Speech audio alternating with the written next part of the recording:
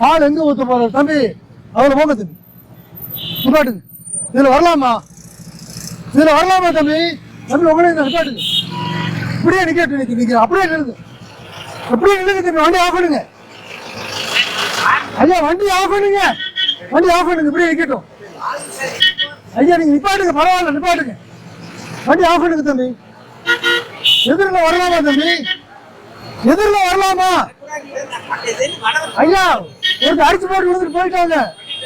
அப்ப போயிட்டு பால் அவர் வாயில ஊத்துறதா விட்டா கேட்க உங்ககிட்ட.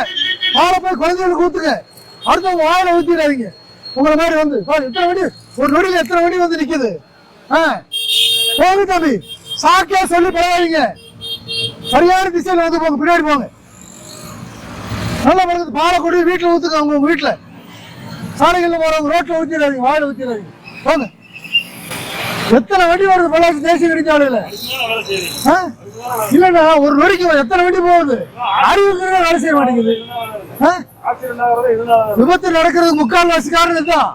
அவ புரியாம வந்துட்டு இருக்காங்க. பால் வண்டி, ஆமா பால் வண்டி கூட வீட்டுல ஊத்துறோம்ல.